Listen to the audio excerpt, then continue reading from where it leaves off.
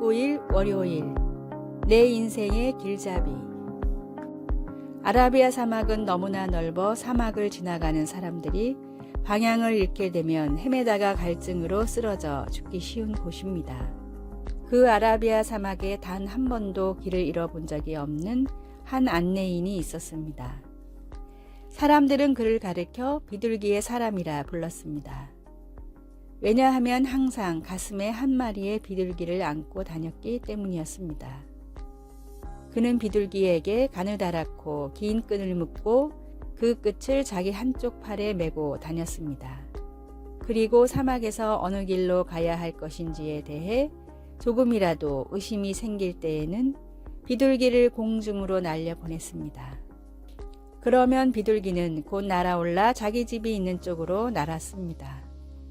안내인은 비둘기가 날아가는 방향으로 따라가면 되니 길을 잃지 않을 수 있었던 것입니다. 이 세상에서 우리 인생길은 나그네 길입니다. 우리는 우리가 나온 본향으로 반드시 돌아가는 축복을 누려야 합니다. 우리를 안내하는 분은 선한 목자이신 우리 주 예수 그리스도이십니다. 예수님은 말씀과 성령이라는 두 비둘기를 통해서 우리를 인도하시기 원하십니다.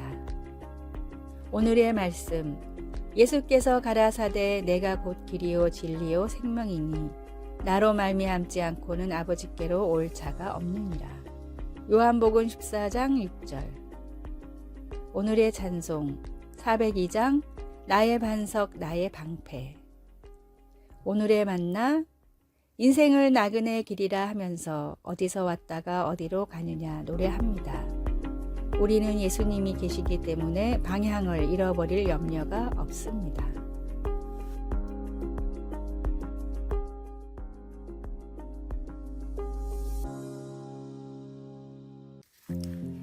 (12월 20일) 화요일 안전한 담요.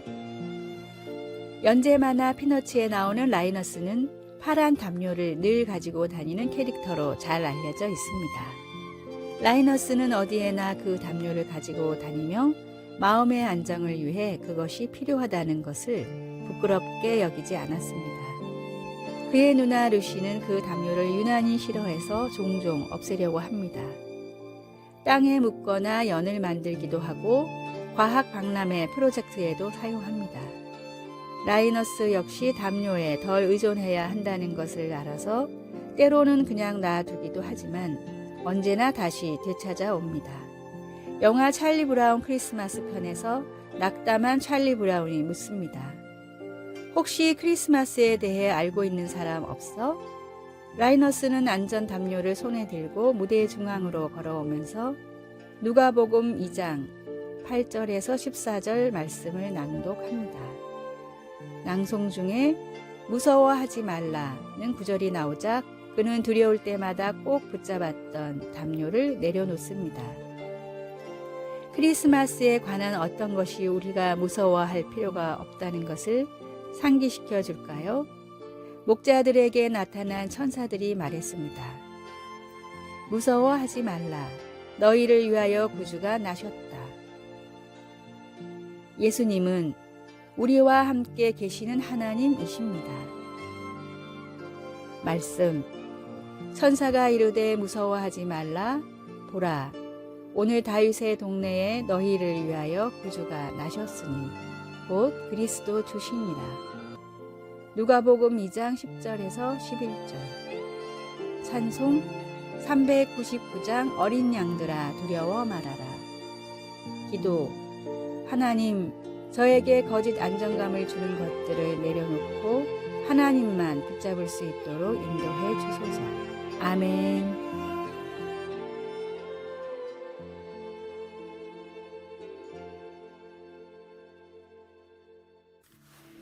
(12월 21일) 수요일 사랑을 연상시켜라. 세계 최고의 권위를 자랑하는 옥스퍼드 영어사전은 2011년 당시 최신 개정판을 내면서 웨그, 싱글덤의 단어들을 새로 실었습니다. 시대가 바뀌면서 이전에는 존재하지 않았던 많은 신조어들이 생기고 있습니다. 웨그는 원래 축구 선수의 아내나 여자친구를 일컫는 말이었지만 현재는 매력적인 아내나 여자친구를 총체적으로 일컫는 뜻으로 사용되고 있습니다. 싱글덤은 독신 생활을 뜻하는 단어로 원래는 없는 단어이지만 혼자서 생활하는 사람들이 많아짐에 따라 그들을 표현하는 대표어로 인정을 받은 케이스입니다. 그런데 이 개정판에는 하트도 기호가 아닌 단어로 인정받아 실렸습니다.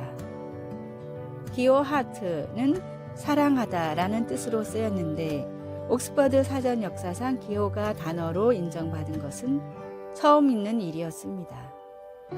편집자인 그레이엄은 기호를 사전에 실게 된 이유로 다른 기호들도 많이 쓰이지만 하트처럼 직접적으로 단어의 뜻을 연상시키는 기호는 없기 때문이라고 밝혔습니다. 기호가 문자로 인정받을 수 있는 이유는 누구나 그것을 보고 사랑을 연상시키기 때문입니다. 사람들에게 예수님의 사랑을 보여주는 것도 마찬가지입니다.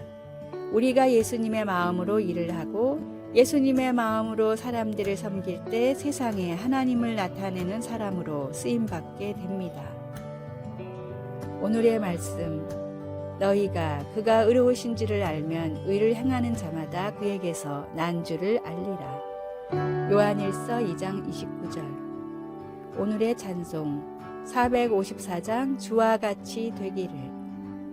오늘의 만나, 세상에 조금이라도 주님을 알리는 자로 쓰임받게 하소서. 행함으로 주님의 사랑을 세상에 보여주십시오.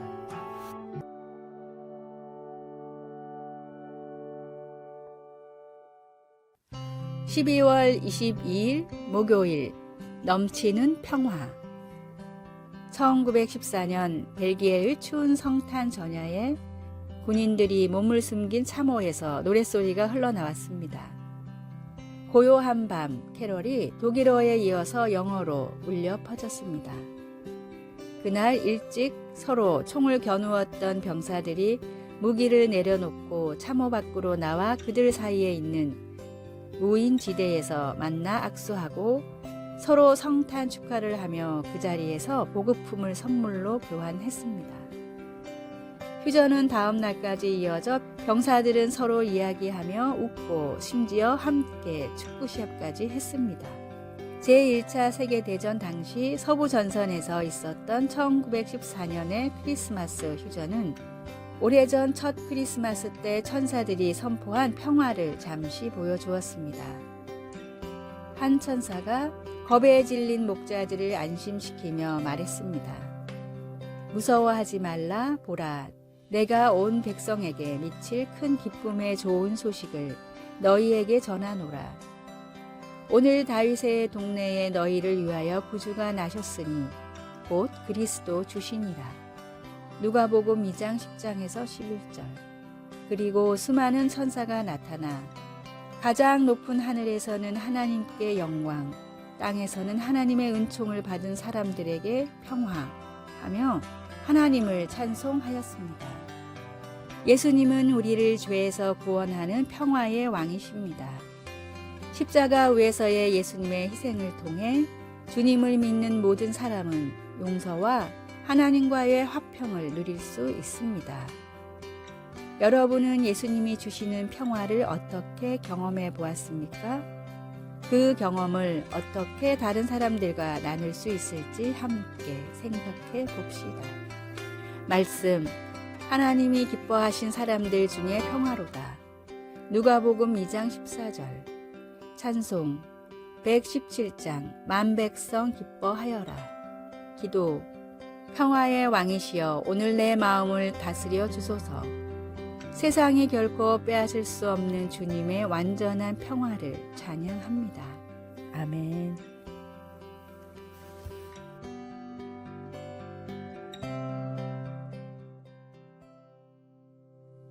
(12월 23일) 금요일. 예전의 성탄절에는 영국 경매시장에 세계 최초의 크리스마스 카드가 나온 적이 있었습니다. 엘버트 박물관의 초대 관장인 헨리 콜릿 친구들에게 돌리려고 만든 크리스마스 카드는 1000장이나 됐는데 현재 남아있는 것은 10장 정도입니다. 이 카드에 적힌 문구와 그림을 보고 우리는 1800년대 성탄절을 사람들이 어떤 의미로 맞았는지 알 수 있습니다. 카드에 적혀 있는 행복한 성탄과 새해를 기원합니다 라는 글귀는 성탄이 서로를 축복하는 시즌이었다는 것을 알려줍니다.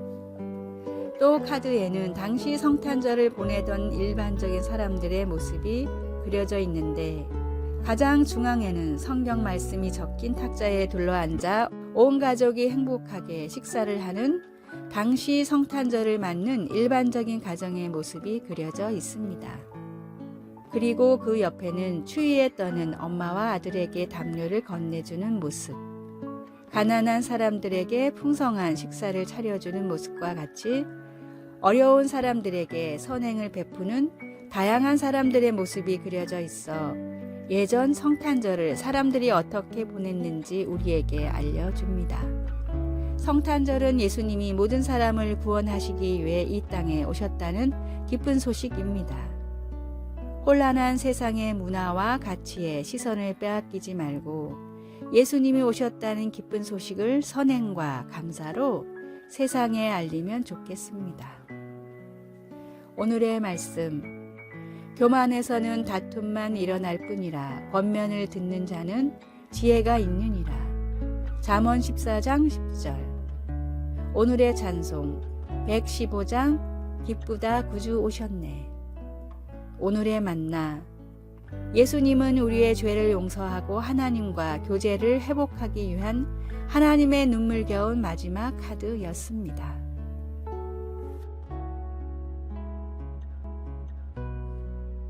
아래의 빨간색 글자 구독을 누르시어 더 많은 전도의 열매를 맺으시기를 기도합니다.